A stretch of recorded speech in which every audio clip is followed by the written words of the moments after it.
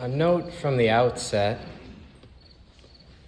There is a long and unfortunate history of romanticizing or diminishing hardship. And this is usually performed by people who have not undergone such hardship. How often have women in destructive relationships been told, you must take up your cross as Christ has taken up his cross. You must remain in that relationship. Recently, I've read that American history needs to be reconsidered and that slavery should be reconsidered. And if I'm reading these arguments correctly, the claim is that, well, maybe slavery wasn't that bad, or there were good things to it. And as far as I can tell, the people advancing these arguments were not slaves themselves, were not descendants of slaves, don't know what it's like to have your family ripped apart by the crack of the taskmaster's whip or the call of the auctioneer. I once saw a couple who had lost a child tell their too peppy pastor, no more talking to us about how we're going to be reunited with our child in heaven. We know that. That's not the problem. The problem is that our child is not with us right here on earth. So from the outset today, I want to be clear that it is never our business to explain things to other people or to shine up brutal things. Telling other people what things mean seems to be the problem. And it can go in the way that I've described, in which really hard things are diminished. Oh, it wasn't that bad. It was 150 years ago. You need to shape up. But it can go the other way, too. People who have the best of intentions can look at the hardships of other people and only see tragedy and just think, you have gone through so much. You must have so much trauma. You must be the saddest, most regrettable person alive. Do you even want to be alive? And my hunch is that the people in question, whose lives are being summated by historians or politicians or philosophers or sociologists or preachers, my hunch is that they would prefer to speak for themselves if we would let them speak for themselves. But we can't do that, because what is all the schooling and attention that pastors and politicians and sociologists and historians for, if not telling other people what to do? Our Bible story today ends with Jacob limping. Limping. Can't you just imagine Jacob the subsequent weeks or months limping along, and all the problem solvers coming up to him? All the explainers, oh, Jacob, I had a limp a year ago too, but I did these exercises and now I feel better. Do you know people like that? The explainers. When I meet people like that, it only hardens my resolve to continue sleeping terribly, exercising incorrectly, parenting wrongly, and drinking too much coffee and not enough water. The Bible makes no sense. Our story today ends with Jacob having both a blessing and a limp. Can a blessing and a limp go together, though? That's a trap. Don't answer that for anyone else. But look inward. Look at your own life and ask yourself, can a blessing and a limp go together? I don't know. I think the problem with language is that sometimes it can force us to make our minds up about things that we need to keep considering. We can view our lives sort of like we view our Amazon shopping cart. I want this and this and this. I don't want that or that or that. Click order, have the experience, and then evaluate it. How many stars would you give the experience? Would you have the experience again? Would you recommend the experience to other people? That's how I kind of evaluate life.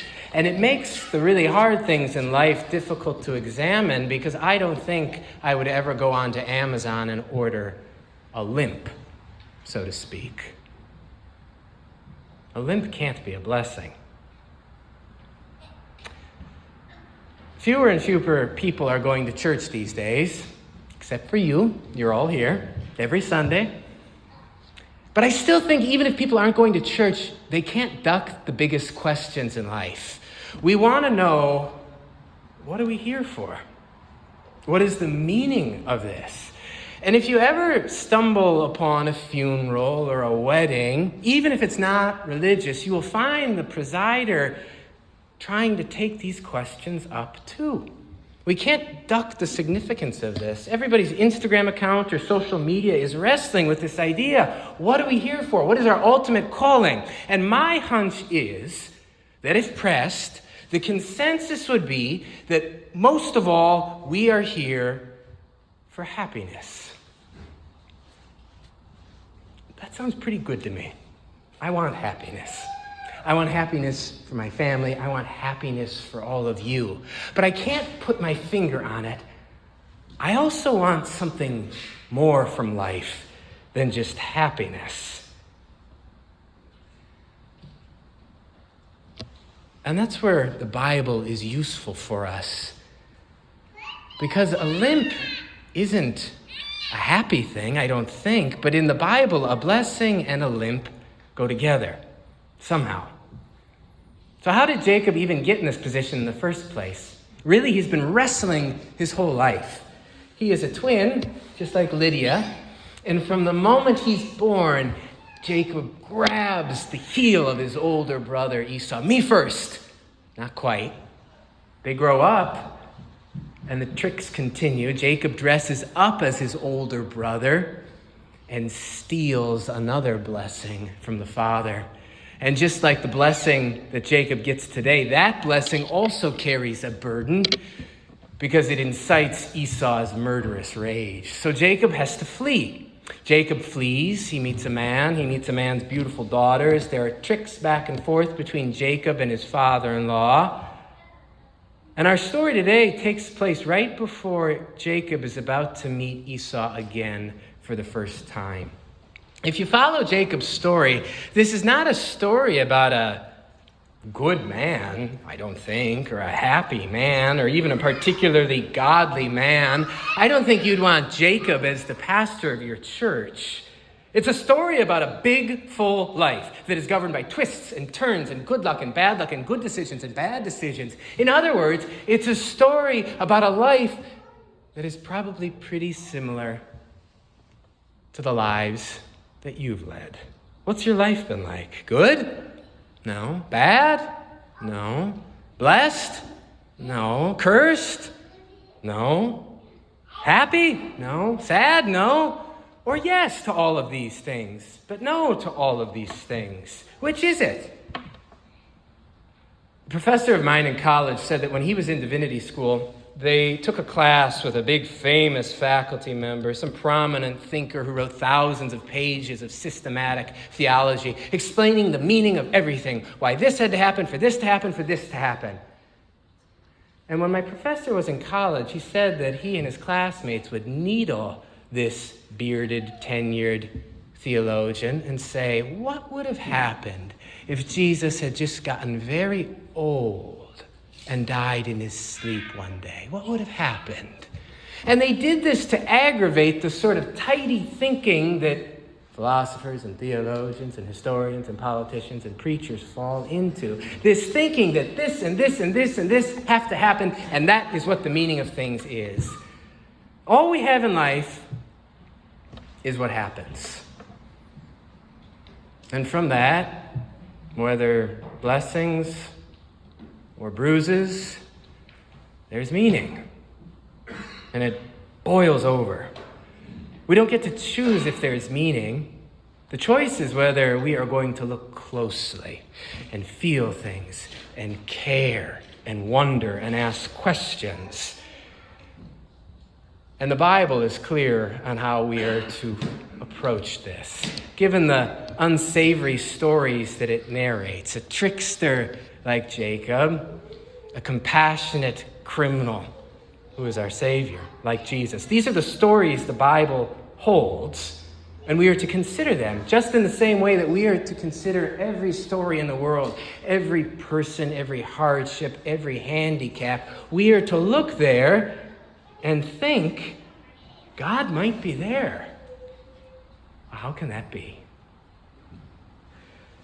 The ambiguity of the mysterious figure that Jacob encounters in this story, I think, is most appropriate then.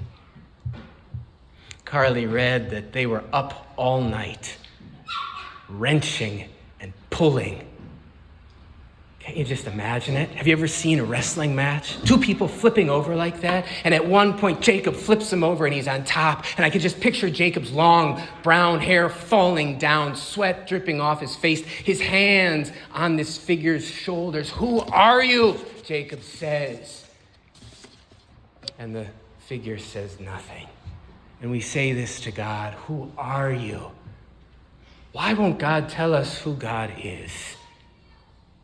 Why won't God give us a rating system for life and experience? Why does this have to remain a mystery for us? Next week, Moses is going to encounter God too, and Moses will ask the same question to God. Who are you? But this time, God will give an answer. I am who I am. Or I will be who I will be. Think about the amount of time theologians and pastors and preachers and politicians and historians, and maybe you, spend sitting around wondering about God. Is God real or not? Is God here or not? But all that God tells us is, I am who I am. I will be who I will be. Beholden to no verification, no contingency, no outcome. Beholden to no fluctuation in your mind or heart or gait. God is just who God is, here or out there, holding on to you, wrestling with you. So hold on to God back. Hold on tight.